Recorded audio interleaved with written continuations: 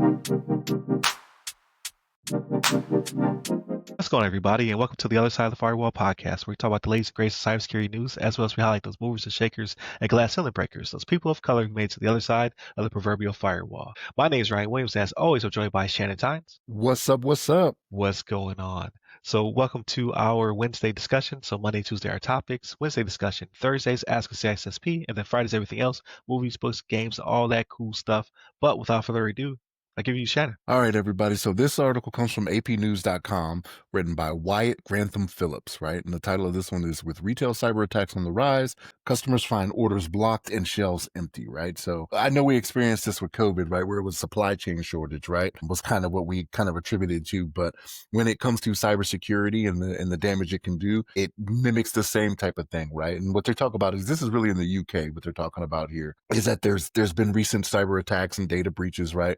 And it's for systems of major retailers over there, like grocery stores and things of that nature, right? And they've been having issues where you can't even order from the website. So it's not even a matter of going to a brick and mortar store and seeing that, hey, you don't have groceries or whatever you're looking for, right? Your amenities on the shelves, like even ordering them from online, because that's kind of the go-to in this day and age, right? Like everybody wants to go to Amazon or go to whatever retailer, right? And every retailer seems to have an online presence to where you can order from them now anyway, right? To include grocery stores, right? So even when they're having issues with that, because they're talking about, you're looking at like 6 weeks on with some of these cyber attacks where they're still having problems getting back up and running again like they used to, right? So like I said, they talk about this happening in the UK, but this is in UK specific, right? This isn't something that's only going to affect them. This is something that can happen worldwide. But yeah, when it comes to halting the sale of physical goods like this is why cybersecurity is so important, right? Like we think, okay, when people think of like hacking and things of that nature, they're like, oh, my social security number, got out there in the wild or whatever, which in this day and age is probably already out there. Just assume your stuff is out there already, right? Not even if you've been in DOD to where the majority of your stuff is probably out there, but like, just assume that it's happened. With so many breaches that have happened through so many different retailers, right? Through your phone companies, your retail stores, and things of that nature. Assume it's already happened. But the things that are happening here with not being able to access physical goods, and some of these things are essentials, you know what I mean? Like we're talking about your food, you know what I mean? Getting access to it. And we've talked about it before in the past about having issues with like water treatment facilities and things of that nature. So companies, I think, are going to start taking it more serious when things like this happen, right? Because like I said, they're going on 6 weeks now to where they can't fill the shelves. So like if you don't have shelves that have inventory on them, people are just going to be like, okay, well, I know I can't go to this place because they don't have anything. I can't order from them online. I'm going to go to a competitor that probably doesn't have this situation, right? So when they start losing business, like this is where it matters now, right? Cybersecurity may not have been something that was as important to them before this started happening, but now that they're losing money, it's like, okay, maybe we do need to put a little bit more effort into this. And I think it's just one of those things where it's sad that it takes a situation like this for it to happen, but this is where we are, right? Like when it comes to someone being a business, they need to take it serious from the jump. Don't wait for something bad to happen, because it's almost always too late. Like if you're going to regain public trust, when you're a retailer, it's hard to do. Like some people are just going to be like, hey, I'm not going back to them, right? And even if they fixed whatever it is that they've gone on to fix, it's just a matter of, okay, well, it was already out there, right? It was already, this is what I remember. I haven't looked at anything since then. So to me, in my mind from a year ago, they're still in that situation. Well, no, they fixed it, but you're just not looking. You've already moved on and you've gone to other things. You're not taking the time to read these articles. Hopefully you're taking the time to listen to this podcast, right? Or listen to it on your favorite radio station, up in the DC metro area. Correct me on that if I'm wrong, Ryan. Atlanta metro area. Atlanta metro area, right? Yeah, okay. But yeah, hopefully you're taking the time to do that, and we're letting you know what's going on. But yeah, this is cyber hygiene just needs to be taken more serious, right? And you gotta be careful out there in this day and age where you put stuff as well, right? So that's not necessarily to the article, but like we've talked before, right? Like even with these companies having these cybersecurity incidents, you're always online to where sometimes you're not paying attention close enough to certain things that are out there too. But yeah, having a leaner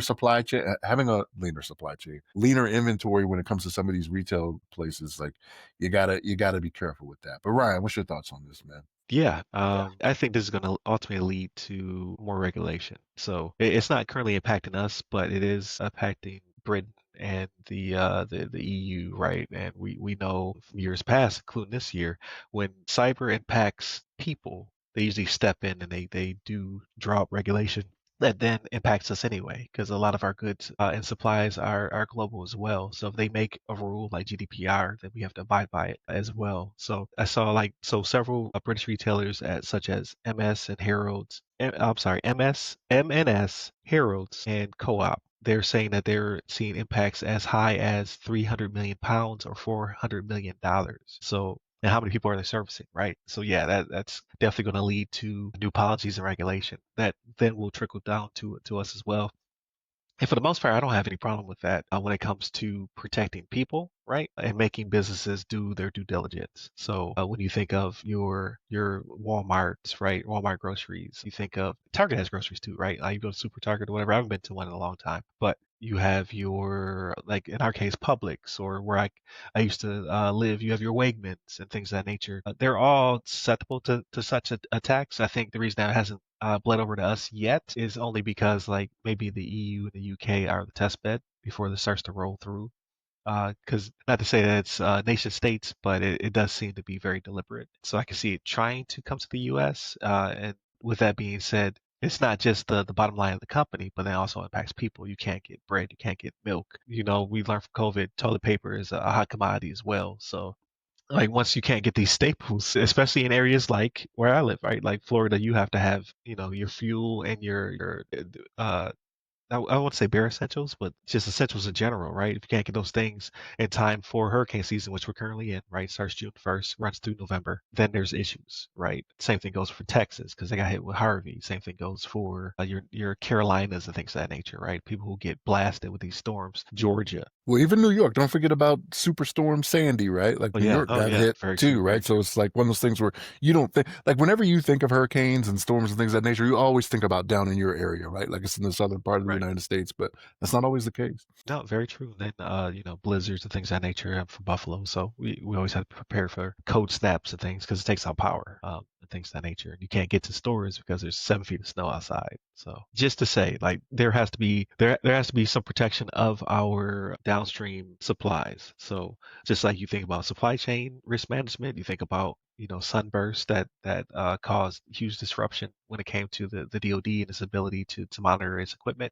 Same thing goes for food and livestock and things of that nature as well. All these things need to be protected because it impacts people ultimately.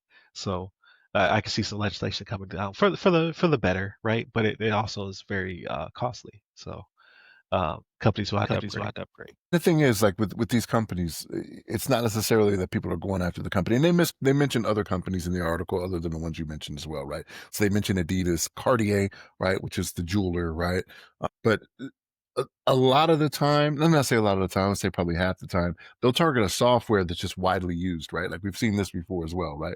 Where they'll go after certain software. And we had it, like I experienced it when my car was in the shop getting some work done on it. It was it KGS or KBS, whatever it was. It was the Oh one that yeah, yeah, the car dealerships were using. That was yeah. multiple car dealerships. It wasn't like it was just, Ford or Toyota or Nissan or whatever it was. It was that specific software that was widely used across the board. So it took out multiple different places to where it's like, hey, yeah, we had to hand jam this. Like usually we give you a printout with all this stuff on it, but yeah, we just wrote this down. Right. But no, it's not necessarily again them going after a specific company, but it could be a specific software that's widespread. You get more bang for your buck that way, right? Like if you're going after a piece of software you know is widely used. So that's also what can happen. Yeah, definitely. I was trying to look up the name because we did report about it. CDK Global. That's the one that CDK, got I said K. Well, like I put the K in the front. CDK. Okay. right. Yeah, CDK got hit and people couldn't buy cars. Right. That's a major disruption because like people know I don't like to haggle. So I don't go to car dealerships unless I absolutely have to. Like, oh well, it's time to get a new car. If I can get it online, I will. I'll haggle through text versus showing up. But if I show up and I can't get a car because the dealership software is jacked up, oh man, I'd be so upset. So I can only imagine people's pain when that happened, and it caused millions of dollars of disruption, right? Because it happened at the worst time, and as well as it didn't allow dealers to get cars off lots. That's what they really care about. It's an old antiquated system. I wish they get away from it. I like to buy my car like I buy stuff off of Amazon if possible, but that's just not going to be the case. Can't buy furniture, you can't buy cars, and you can't buy houses. Like you can buy brand new homes, like new construction. They'll give you a fixed rate. But if you try to buy someone else's home, then it's haggling again. Like I don't know why we can't get away from this. Put your house on Amazon, but sell like a mature adult. It's crazy you say that. I want to say Zillow did this thing where they were buying up houses and then selling them though. Like Really? I never looked into it because I haven't been in the market for Right. several years now. But Zillow was doing it, but I think they had to stop it because they were losing money. I can But it see was that. supposed to Yeah. be an easy process, like because everybody knows Zillow just by like, hey, what's the Zillow worth or whatever it Yeah. is, the Yeah. Zillow value of my You home. always check out your neighbor's house. It's Yeah, like, yeah. oh, it's up for sale. Let me see what you bought it for.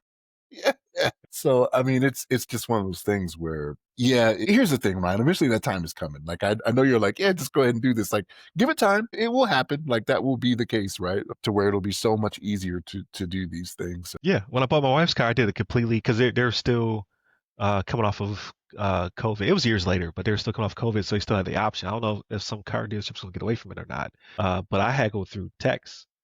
Like that was great. I don't have to be there under the pressure, sitting there at the table, and they keep going back to the desk, and they probably just go in there just to cause more pressure. It was like if this text message string stops, I'm cool. There's no pressure on my part, and I loved it. That's at a minimum is what it should be, but it really should just be me going online and be like, okay, I'm going to the I don't know Kia dealership, Wesley Chapel. Click. Oh, you got a car for sale for this much. Click. Add to cart. Call it a day. I don't understand. So did you eventually have to go in to sign the paperwork, or did you That was it. DocuSign? Did they send it to you? Okay, yeah. That was it. Yeah, I talked to my bank via phone, right? Let them know what I was doing, and then I text back and forth with the dealer. Finally came to agreement, and then I went in and signed. And I didn't talk to my guy. I talked to the next person up, right? He tried to upsell me on some stuff. I was like, listen, man, I don't want anything. Like he was like, "What about the gap shares?" And I was like, "I already got that through my. I wound up going through a credit union, so I was like, I have everything I need. All I need is like I even got the service package, um, via text. I was like, all I want to do is just sign, man. And he kind of looked kind of grumpy, and then he was just like, "Here you go, sign this tablet." Like, nah, man, I don't want to do none of that. And I know it's where they make their money and what have you, but you probably already made your money off the car. Like I know how much. Well, I don't exactly know how much you paid for the vehicle, but I got a general estimate of what you paid, right? So I just wish they like I get it's lucrative. I'm sure there's somebody right now listening who is very upset at me saying this, but I don't care. Like I just want to go to Amazon and buy a car. That's it. So maybe one day. You know what's crazy is I see the Carvana commercials. I wonder how easy that is, right? Like it's like the vending machine cars. Have you Right. seen these Yeah. commercials? I'm like, We how have one not true is that? we have one not too far away, but I I'm kind of iffy. Like Carvana, if you want to sponsor us, go ahead. Send me the check. But I've seen those horror stories where people bought cars off Carvana to find out that they were stolen. So like somebody Real. sold it to Carvana, or like CarMax and Carvana, and then they sell it to a person, and then the car gets repossessed because the police show up and like this car it should not be in your possession. And the So dealerships are supposed to be verifying that. That's the thing, is the dealerships are supposed to be verifying that, they but just move so Carvana's fast. not necessarily a dealership though, you know what I mean? So yeah, it's weird. Because like in the commercials, they just make it seem like, hey, you show up to the car vending machine, it comes out of the tower and it's yours. You've already done all the legwork Yeah, in the before you background. got there. Yeah. Yeah, and I'm sure it probably is that easy. You got to gamble. Is this car somebody else's car? I'm But curious. I'm I'm sure they curious, like, fixed that by now. but I'm curious if you can look up the VIN to be like, yeah, like, is there a database where it could be like, hey, this car is stolen or something like that? Because like you could do it through your insurance company. Like if you enter a VIN through like your insurance company, at least through mine, right? It'll tell me features on the car, right? So if you can tell me features on the car, I imagine there's something out there that shows you whether or not it's stolen, right? Or maybe I could go to like a local law enforcement place and say, hey, I'm thinking about buying this vehicle in this VIN. Can you look this up? Maybe. Maybe, or maybe you have $1 million idea. Shannon's VIN checks. Hey man, this is the Wednesday episode. So Monday and Tuesday, I'm gonna put time into this. I'm gonna make sure Right, I you got have to this register down. it. That's funny. But yeah, we'll see what happens with this particular situation when it comes to grocery stores and retail and things of that nature. I saw Deez was on there. We're already again having issues with bots and things of that nature, but it seems as though it's getting worse, right? People can't get a gallon of milk because of this situation. So we'll see if any legislation or regulation pops up because of it. But definitely continue to tune in. So again, Monday and Tuesday are our topics. Wednesday discussion. Thursdays Ask a CISSP. Just uh, where I sit down, I interview people. I'm trying to plug the book. I'm trying to figure out how to segue. I ain't got it, but here's the book. In this case, on Ask a CISSP episode, sat down with 27 different individuals over the period of 4.5 years. And I took about a year to write this book. You can hear it. You hear that quality? Here on them pages, 177 pages, ladies and gentlemen, of just the real of how to break into cybersecurity, right? These people and their actual lived experiences, their backgrounds, and the research they used to become the pioneers they are in cybersecurity. So definitely check that out. It's called The Other Side of the Firewall, just like the podcast. Uh, Go to the website called theothersidefirewall.com where you can pre-order the book. It comes out July 8th and it'll be available everywhere books are sold. So definitely do that and share with your friends. Hit me up personally. I'm at RyRy Security Guy. That's RYRY Security Guy. You can pretty much find me everywhere, but LinkedIn is where I'm most active. Stay safe. Stay secure.